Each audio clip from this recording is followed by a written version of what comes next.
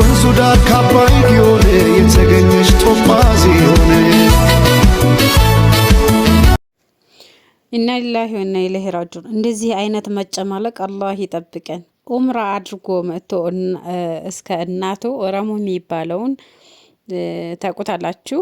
ዩቲዩብም ይሰራል፣ ቲክቶከርም ነው፣ ታዋቂ ነው። እና ሰሞኑን ኡምራ አድርጓል። እንግዲህ ስብሃንአላህ ያውም ቻሌንጅ ተሰጥቶት ማለት ነውና እዚህ ጋር እናቱ ራሱ ፊታቸውን አይታችሁ ከሆነ በጣም ኩስትር ብለው ነው። በጣም የሆነ በቃ በፍጹም ደስተኛ አይደሉም። ባለፈው ኡምራ ቪዲዮ ላይ እንደለቀቁት የአላህ ፈገግታቸው በጣም ደስ ይል ነበረና ረሙ ራሷ በጣም አስገድዷቸው ነው እዚህ ቪዲዮ ላይ የመጡትና ኡምራ አድርገህ መጣ እንደገና ሙዚቃ ላይ መጣ እዚህ ተወዘወዛለህና ኡምራ ያደረገ ሰው እንደዚህ ነው እንዴ? ያ አላህ ከእንደዚህ አይነት ጥመት አላህ ይጠብቀን። ምን አሳዘነህ በሉኝ። እቺ እናት አሳዘነች። ድምጹን ሚዩት ያደረግኩት ሙዚቃውን ፕሮሞት ማድረግ እንዳይሆንብኝ ነው። እኔ ስለ ልጁ አይ ዶንት ኬር፣ ምንም እንትን አይለኝም። የሚፈልገውን መስራት ይችላል። ጥሩ መልካሙ ይሄ ነው ብሎ የሚያቅ ሰው ነው። ስለሱ አያገባኝም። ግን እቺን እናት ተመልከቷት። ሌሎች ቪዲዮዎችን ገብታችሁ እዩና ስለ እስልምና ስለ ዲን ከዲን ጋር የማይጋጩ ስራዎችን አብረው ሲሰሩ ምን አይል ፈገግታ ፊቷ ላይ እንዳለ ደስተኛ ሆና እንደምትሰራ እዚህኛው ቪዲዮ ላይ ግን ተመልከቷት። ልጁ አላቅም አስገድዷት ይሁን። አንዳንድ ልጆች አሉ ማለት የሆነ ባላቸው ይሄ የገቢ ምንጭ ምናምን ነገር ቤተሰባቸውን ቀኝ ግዛት የሚገዙ ልጆች አሉ። ምናልባት ይሄ ልጅ እንደዛ አይነት ባህሪ ካለበት አይዶ ነው። ግን ደስተኛ አይደለችም። እዚህ ቪዲዮ ላይ ልጁንም መከልከል አልቻለችም፣ አለመሳተፍም አልቻለችም። አይ ቲንክ ወዳ አይደለም እዚህ ቪዲዮ ላይ የገባች ያለችውና በጣም ነው ያሳዘነች። አላቅም አንዳንድ ሰዎች ምን እየጠበቃችሁ እንደሆነ። አላህ Subhanahu Wa Ta'ala በቅርቡ ዑምራ አድርገው ነው የመጡት።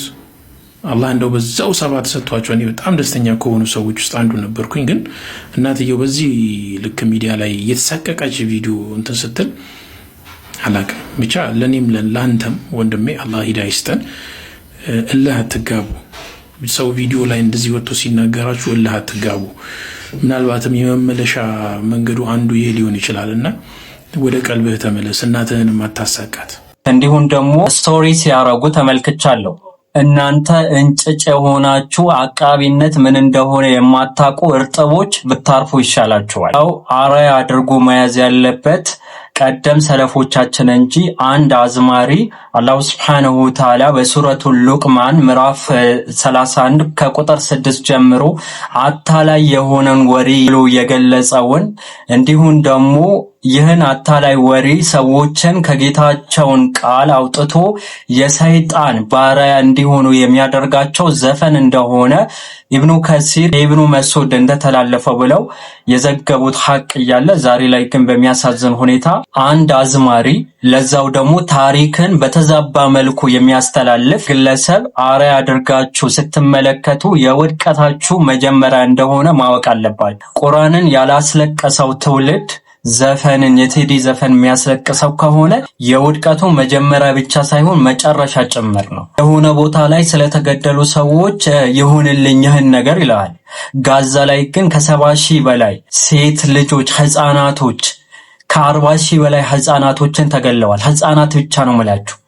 እነዛ ህፃናቶችን የገደለችን እስራኤል ጋር ሄዶ ግን እየጨፈረ ነበር። ይህን ግለሰብ ነው አሁን ስለ ነጻነት ያወራል ስለ ፍቅር ያወራል ብለህ ስትሰብከኝ እኔ እስቅብሃለሁ። ብራዘር ሙስሊም እኔ አይመለከተኝም። ሲጀመር መጀመሪያም ለእስልምና ያለው አመለካከት ስለሚገባኝ ማለት ነው። ግን ሙስሊም ሆነ ግን እንዲህ ስታደርግ ነገ አላህ Subhanahu Wa Ta'ala ዘንድ እስኪ ቴዲ አፍሮ ትናንትና ካወጣው ሙዚቃ አንዱ ልጋብዛችሁ።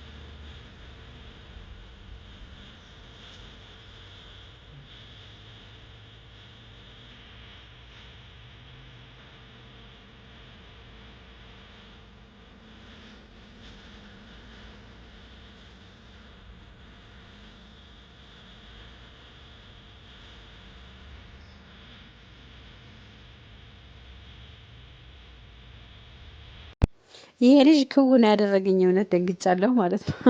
የእውነት ሙዚቃ ልሰማ ነው ብዬ ማለት ነው። አለ ጌታዬ፣ እኔ እንጃ ስብሃንአላህ። ቲክቶኩን እንግዲህ ተጥለቅልቋል በዘፈን ማለት ነው ሰሞኑን።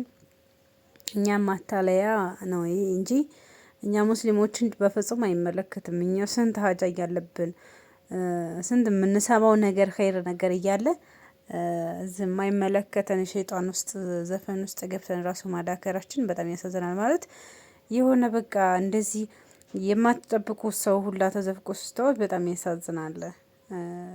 እኛ ለአንድ አዝማሪ እንደዚህ መሆን ሙስሊም ነኝ ብሎ ለአንድ አዝማሪ እንደዚህ መሸርገድ በጣም ያሳዝናል። ና ያው ለሁላችንም አላህ ቀልብ ይስጠን፣ አላህ ሂዳያውን ይስጠን ነው የሚባለው። ሌላ ምን ይባላል? እና ሁሱ ደግሞ እስከ ዛሬ አንድ ያላወጣው ሚስጥር አውጥቷል ማለት ነው። ሁሱ ትዳር አለው ወይ ሚስት አለው ወይ? እንግዲህ የብዙ ሰው ጥያቄ ነው እና እሱም በይፋ አይናገርም። ሚስጥር አድርጎ ይዞት ነበረና ትዳር አለ ሆይ ሲባል አሁን ላይ ምን እንደመለሰ እንስማው እስኪ ማለት ነው። ሁሱ እውነት ሚስት አለው ትዳር አለው አግብቶ እየኖረ ነው ልጅ አለው? የሁሱ ሚስጥራዊ ህይወት ምንድን ነው? እንግዲህ ሴቶች ያላችሁ ያው በሁሱ ያው ምኞት ጥሩ ነው እኮ የሆነ ኡስታዝ ጥሩ መንገድ ላይ ያለ ባሌ ቢሆን ብሎ መመኘት እኮ መጥፎ አይደለም። ብዙ ሴቶች ተመኝተዋል። ግን እሱ የሚሆነው ለአራት ሴቶች ነው ከሆነም ማለት ነው። ከዛ ውጭ እንግዲህ አይፈቀድም። ና ያው እርማችሁን እንድታወጡ ኡስታዝ ሁሱ ሚስት አለው የለውም፣ ልጅ አለው የለውም፣ ዛሬ እውነታው ይወጣል፣ ሚስጥሩ ይወጣል ማለት ነው። ይህንን ቪዲዮ እስከ መጨረሻው የተከታተለ ብቻ ሚስጥሩን ያገኘዋል። ላይክ ያደረገም እንዲሁ ማለት ነው። እንዲሁም ደግሞ ሰብስክራይብ ሳታደርጉ የምትከታተሉኝ በጣም ብዙ ናችሁ። ስለዚህ ሰብስክራይብ አድርጉ። ዋናው ለዚህ ቤት ቤተሰብ ሆኖ ማለት ነው። እና ወደ ቪዲዮ እንሄዳለን። ወሬ ያላብዛባችሁ፣ ያው ላጓጓችሁ ብዬ ነው ማለት ነው። እና እስኪ ምንድነው ሚስጥሩን እንስማው። ያለን ትዳር እንዴት ታየዋለህ ይላል። አግብቻለሁ፣ ሚስት አለኝ፣ አልሐምዱሊላህ አሪፍ ነው ትዳር። አግቡ ወጣቶች። ሰባተኛ ጥያቄ። እሺ ኡስታዝ ሁሳችን ሰባተኛውን ጥያቄ እኔ ልመልሰው። ያው ሁሱ አግብቷል ማለት ነው እና የወርማችሁን አውጡ። እንግዲህ ሚስት አለው ልጅ ግን እንዳልወለደ ነው በውስጥ ያጣራሁት ማለት ነው። ገና ልጅ አልወለደም ግን ሚስት አለው። በዚህ ሰዓት አግብቶ ነው የሚኖረው። ባረከላሁ ለኩማ ወባረከ አለይኩማ ወጀማ በይነኩማ ብለናል። ሁሱዬ ወንድማችን ኡስታዛችን መካሪያችን ባለህበት አላህ ይጠብቅ፣ ትዳርህንም ያማረ የሰመረ ያድርግልህ። እንግዲህ በጣም ደስ ይላል ማለት ነው። ያው ወርማችንን እናውጣ። እንግዲህ ሶፍት ምናምን ያስፈልገናል። ያው በተለይ እንግዲህ እኛኛ ማለት ነው ያው አስበን ነበረ ምን አለ የኔ ቢሆን ይሄ ኡስታዝ ይሄ ጀግና ብለን ነበር። እንግዲህ ተቀድመናል። ምንም ማድረግ አይቻልም። አይዟቸው የኔ ቢጤዎች።